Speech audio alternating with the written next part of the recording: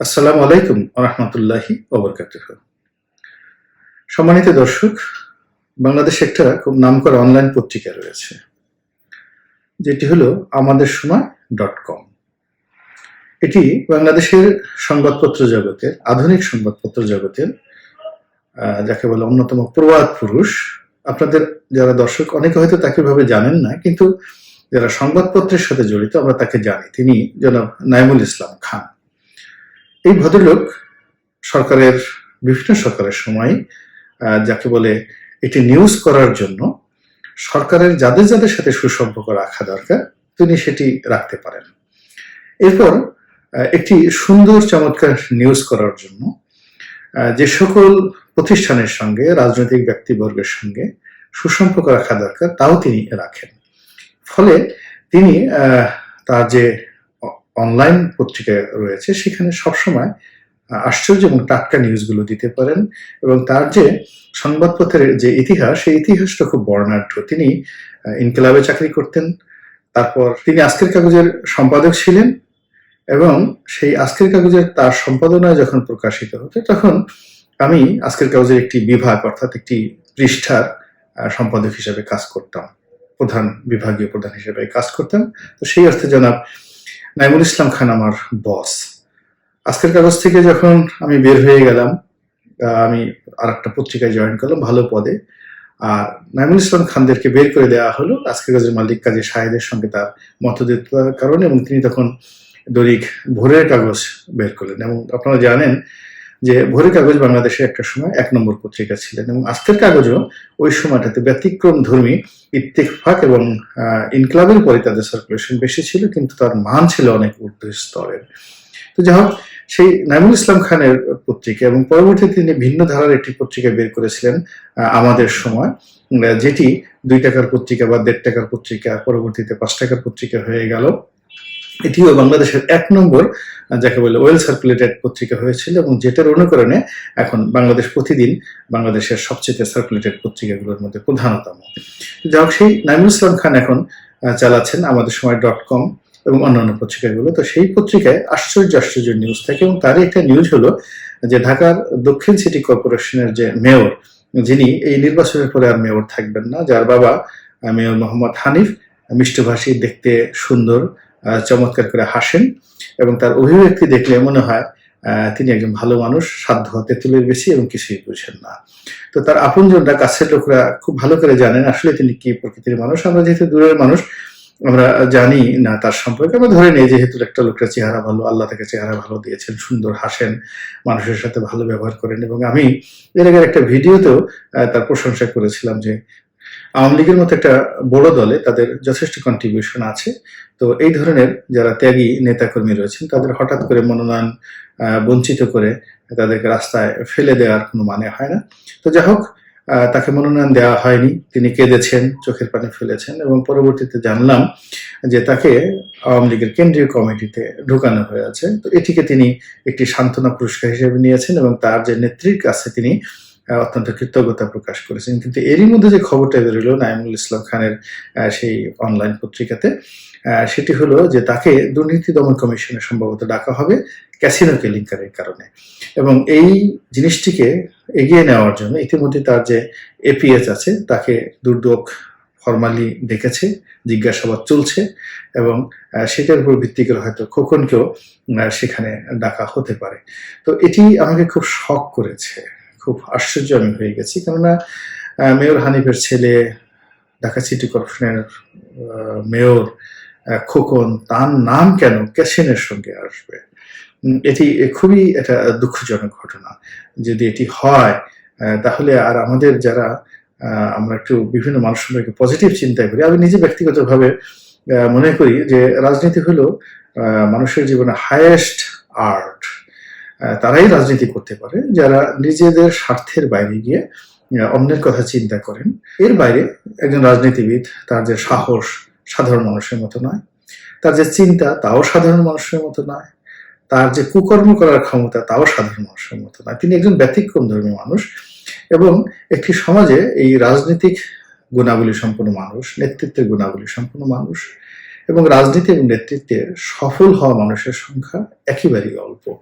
তো কাজেই বিভিন্ন ওসিলায় বিভিন্ন কারণে এই রাজনীতিবিদদেরকে বঞ্চিত করে, তাদেরকে অপমানিত করে, লাঞ্ছিত করে, তাদেরকে রাজনীতির মাঠ ছাড়া করার বিরুদ্ধে আমি। এজন্য আমি সবসময় যারা ভালো, বিভিন্ন দলে যারা ভালো মানুষ তাদের পক্ষ অবলম্বন করেছি। আমি যখন আওয়ামী লীগে ছিলাম সিটিং এমপি, এবং আপনারা হয়তো অনেকে জানেন যে আমি যখন আওয়ামী লীগে ছিলাম তখন প্রধানমন্ত্রীর সঙ্গে, তার পরিবারের অনেকের সঙ্গে আমার খুব সুসম্পর্ক ছিল। তারা আমাকে স্নেহ করতেন এবং আমার যতটুকু বিশ্বাস তারা এখন আমাকে স্নেহ করেন। আমি সেখান থেকে চলে এসেছি, আমার নিজের প্রয়োজনে চলে আসছি, বা এখানে একটা রাজনৈতিক বৃহৎ দলে অনেকগুলো ইকুয়েশন থাকে, তো সেই ইকুয়েশন গুলো আমার মিলে নিয়ে আমি চলে আসছি। কিন্তু এর অর্থ এই নয় যে আওয়ামী লীগের সঙ্গে যারা ভালো ভালো মানুষ রয়েছেন আমি তাদের বিরোধিতা করব, আওয়ামী লীগের ভালো কাজের আমি প্রশংসা করব না, আওয়ামী লীগের বিরোধিতা করব, তাদের পতন চাইবো, এটা হতে পারে না। আমার বক্তব্যটা হলো রাজনীতি একটা প্ল্যাটফর্ম, সেই প্ল্যাটফর্মে বিএনপি ভালো করলে বিএনপি ভালো করবে, আওয়ামী লীগ ভালো করলে আওয়ামী লীগ ভালো করবে। আমি এখন আমার জন্য সুবিধাজনক ভাবে মনে হয়েছে যে আমি বিএনপিতে আমার যে বক্তব্যগুলো, কথাবার্তাগুলো বলতে পারবো, আমি বিএনপিতে আমার যে অবস্থানটা, সেই অবস্থানটা আমি তুলে ধরতে পারবো, এবং আমি দেশ ও জাতিকে এখান থেকে আমি সেবা করতে পারবো। I need a good platform. একটা মানুষ দেখা যায় যে খুব বড় জাহাজে থাকে, কিন্তু জাহাজটা ফুটো হয়ে গেছে, তখন সে কি করে? সেই জাহাজ ত্যাগ করে সে ছোট একটা নৌকায় উঠে, কিংবা দেখা গেল একটা লোক নৌকায় উঠেছে, সে নৌকাটা ছিদ্র হয়ে গেছে, সেই নৌকাতে সে ডুবে যাবে, তো তার সাথে সে মনে করে ঠিক আছে নৌকার যে একটা বৈঠা আছে, গোলই আছে, কিংবা সেখানে একটা ঘাসের আটি আছে নৌকায়, সেই ঘাসের আটিতে সে ভর করে সে সমুদ্রে ভাসতে থাকে। তো এটা একটা হিউম্যান সাইকোলজি, এটা একটা নিতান্ত বাস্তব। এর বাইরে যারা বিভিন্ন কথাবার্তা বলে, এগুলো সব কিতাবের কথা, কাগজের কথা, এগুলোর সঙ্গে বাস্তবের কোনো মিল নেই। তো কাজেই আমি আওয়ামী লীগ ছেড়ে এখন বিএনপিতে আসছি, এটা ঠিকই, কিন্তু আমি কখনোই চাইবো না যে আওয়ামী লীগের একটা নির্ধারণ পরিণতি হোক। একইভাবে আমি যখন আওয়ামী লীগে ছিলাম, আশ্চর্য ব্যাপার, আপনারা শুনে অবাক হয়ে যাবেন, আমার যখন সফলতার স্বর্ণশিখরে, আমি কিন্তু তখনও আওয়ামী লীগের বাইরে গিয়ে আমি খালেদা জিয়াকে নিয়ে লিখেছি, জিয়া রহমান সাহেবকে নিয়ে লিখেছি, তারেক রহমানকে নিয়ে বলেছি, পজিটিভ বলেছি। আমি জামাতের অনেক বিষয়গুলো নিয়ে বলেছি, আমি সাইদি সাহেবকে নিয়ে বলেছি, কাদের মোল্লাকে সাহেবকে নিয়ে বলেছি। তো এই জিনিসগুলো আমি বলেছি, আমার দলের মধ্যে অনেক বিতর্ক সৃষ্টি হয়েছে অনেকে, কিন্তু আমার কখনোই মনে হয়নি যে আমি এই কোনো একটি লেখার জন্য, বলার জন্য আমার অনুতপ্ত আমাকে হতে হয়েছে বা অনুতাপ হতে হবে, বা আমি ভুল করেছি। আমি যে কাজগুলো করেছি আমি আমার নিজস্ব বোধ এবং বিশ্বাস থেকে করেছি, এবং যেগুলো আমার ভুল হয়েছে, আমি যেমন অনেকগুলো নেগেটিভ কাজ করেছি, যেগুলো আমি অনেককে অপমান করার চেষ্টা করেছি, বদনাম করার চেষ্টা করেছি, এগুলো পজিটিভ না। তো সেই জিনিসগুলো আমার কাছে মনে হয়েছে সেগুলো আমি না করলেও পারতাম, আমার কি দরকার ছিল। তো সেই জন্য আমি নিজের কাছে বারবার ক্ষমা চেয়েছি, আল্লাহর কাছে ক্ষমা চেয়েছি, যাদের সঙ্গে সম্ভব হয়েছে সেই সমস্ত লোকের হাত ধরে ক্ষমা চেয়েছি।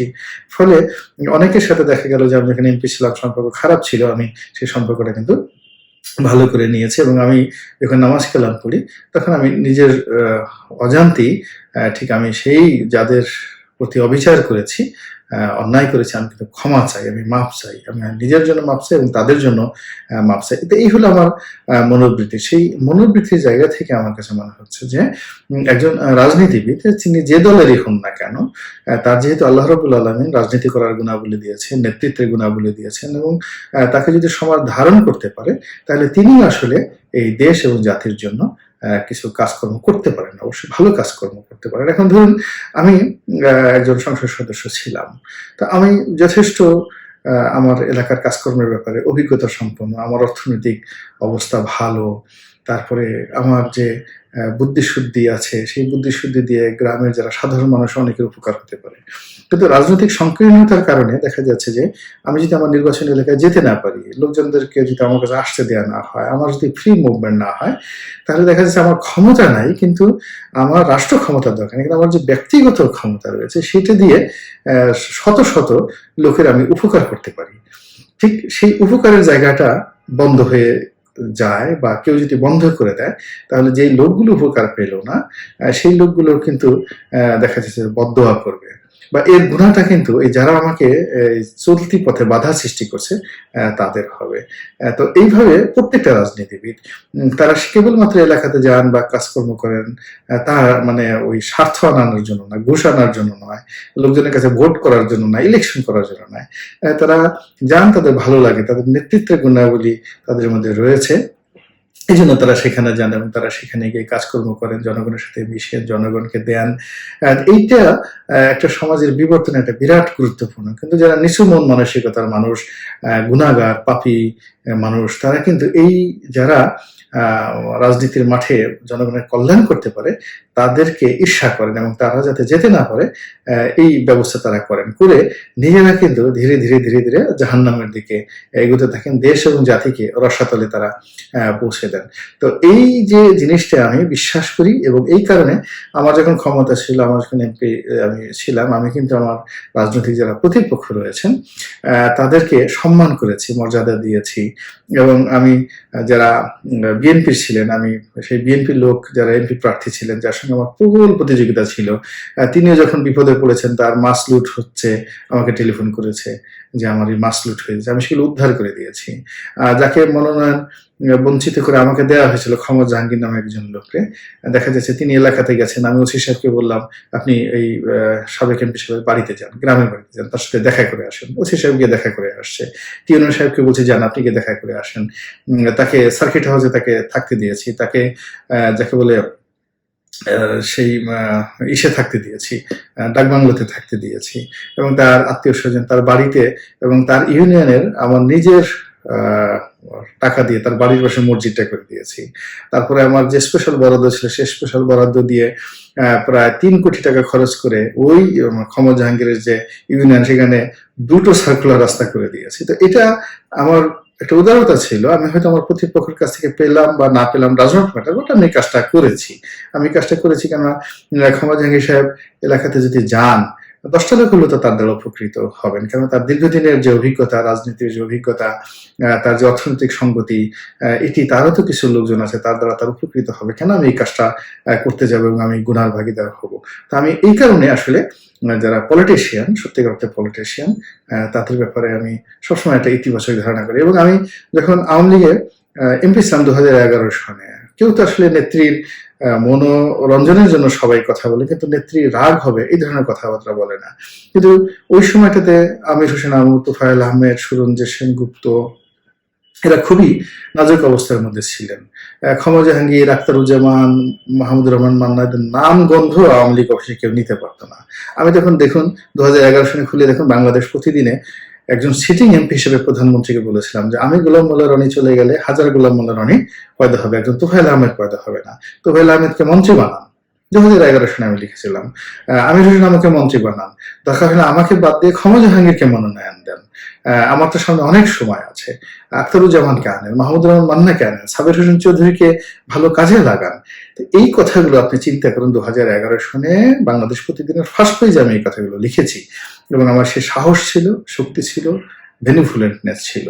তো এই জিনিসগুলো করেছি, ফলে আমি এখনো এই অর্থে আমি মনে করি যে যখন একটা রাজনীতিবিদদের প্রতি অবিচার করা হয় সেটা আসলে ভালো জিনিস হয় না, এটা খুব খারাপ জিনিস হয়। সুতরাং খোকনকে যখন মনোনয়ন দেওয়া হলো না আমি আহত হয়েছি, কিন্তু আজকের এই ঘটনায় আমি যেটা আমাদের সময় .com-এ দেখলাম যে খোকনের বিরুদ্ধে যদি দুর্নীতির অভিযোগ আসে এবং তাও ক্যাসিনো থেকে তিনি টাকা নিতে পারেন বা এই ধরনের অভিযোগ যদি আসে, এটি আসলে খুবই লজ্জাস্কর একটা ঘটনা। এই লজ্জাস্কর ঘটনা মানে এটা মানে সকল রাজনীতিবিদদের জন্য একটা চপেটাঘাত। আমরা যারা এই ধরনের সিজন পলিটিশিয়ানদের সপক্ষে উকালতি করার চেষ্টা করি তাদের মুখে এটি একটি জুতোর বাড়ি। তো আমি মনে করি যে দুদক নিরপেক্ষতা নিয়ে এই কাজে এগোনো উচিত অত্যন্ত শক্ত হাতে, এবং খোকন যদি এই কাজটা করে থাকে তার শাস্তি হওয়া উচিত, আর যদি না করে থাকে বাইজ্জত তার সেখান থেকে মুক্তির পরে আমি তাকে আবার কংগ্রাচুলেশন জানাবো। তার সঙ্গে সঙ্গে আরো একটা কথা বলি, কেবল খোকন নয়, এখানে ক্যাসিনো কেলেঙ্কারিতে আরো অনেকের নাম আসছে। যাদের যাদের নাম আসছে, মেনন সাহেব, আমাদের মেনন ভাই অত্যন্ত সিনিয়র নেতা, তার নাম আসছে, উমর ফারুক চৌধুরীর নাম আসছে, তারপরে শেখ সেলিম সাহেবের ছোট ভাই শেখ মারুফের নাম আসছে, এবং অনেকের নাম আসে নাই, কারণ হলো তারা খুবই প্রভাবশালী, তাদের ব্যাপারে কথাবার্তা বলা বা লেখার মতো পরিবেশ এখন বাংলাদেশে নাই, তাদের নামও আসছে। তা আমি মনে করি যে এই ক্যাসিনো থেকে টাকা নেওয়া, জুয়ার কোর্ট থেকে টাকা নেওয়া বা এই বড় বড় রাজনীতিবিদদের জুয়া খেলা, এটি খুবই খারাপ একটা বিষয়। এটা খুবই একটা জঘন্য। আগেকার দিনে রাজা বাদশাহ মন্ত্রীরা পাশা খেলতো, নিজেরা পাশা খেলতো। তো এটা তাদের একটা আভিজাত্যের প্রতীক ছিল। বাংলাদেশের অনেক রাজনীতিবিদ আছেন বিদেশে গিয়ে তারা এই জুয়া মুয়া খেলে, ক্যাসিনো খেলে। আমি এটাও খারাপ মনে করি না, কিন্তু বাংলাদেশে জুয়ার কোর্ট বসিয়ে রিক্সাওয়ালা থেকে শুরু করে বিভিন্ন লোক জুয়া খেলবে এবং সেই টাকা মেরে দিয়ে রাজনীতিবিদরা চলবে, অথবা বাংলাদেশের দুর্নীতিবাজরা সেই জুয়ার কোর্ট বসবে, সেই জুয়ার কোর্টে যাবে, তারা মদ খাবে, গাঁজা খাবে, মেয়েদের সাথে রং তামাশা করবে এবং সেইখান থেকে যা ইনকাম হবে, রোজগার হবে, অবৈধ টাকা, তার একটা বিরাট অংশ এই রাজনীতিবিদরা নেবে।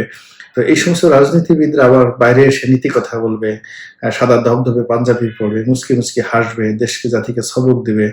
আমি মনে করি এই সমস্ত লোকদেরকে আসলে এই সমাজ থেকে যে কোনো মূল্যে তাদেরকে বিতাড়ন করা উচিত এবং তাদের পতন হওয়া উচিত, তাদের জঘন্য শাস্তি হওয়া উচিত, নির্মম তাদের শাস্তি হওয়া উচিত। কিন্তু আবার একই সঙ্গে বিবেচনা করতে হবে যে কেবলমাত্র রাজনৈতিক আক্রোশের কারণে, কেবলমাত্র লোক দেখানোর কারণে কারোর প্রতি যেন এই ধরনের অবিচার না হয়, একটা সম্মানিত মানুষকে যেন অসম্মান করা না হয়, সেই বিষয়টাও সংশ্লিষ্ট সকলে খেয়াল রাখবেন। আল্লাহ আমাদের সবাইকে হেদায়েত দান করুন, ভালো কাজ করার তৌফিক দান করুন, ভালো কাজের প্রশংসা করার তৌফিক দান করুন এবং ভালো কাজের প্রশংসা শোনার তৌফিক দান করুন। এট দ্য সেম টাইম মন্দ কাজকে ঘৃণা করার তৌফিক দান করুন, মন্দ কাজকে প্রতিহত করার শক্তি দান করুন এবং মন্দ লোকদেরকে সমাজ থেকে বিচ্যুত করার মতো শরীরের মধ্যে একটা জেহান তৈরি হোক, একটা শক্তি তৈরি হোক। আল্লাহ আমাদের সবার প্রতি রহমত বরকত নাজিল করুন। আসসালামু আলাইকুম ওয়া রাহমাতুল্লাহি ওয়া বারাকাতুহু।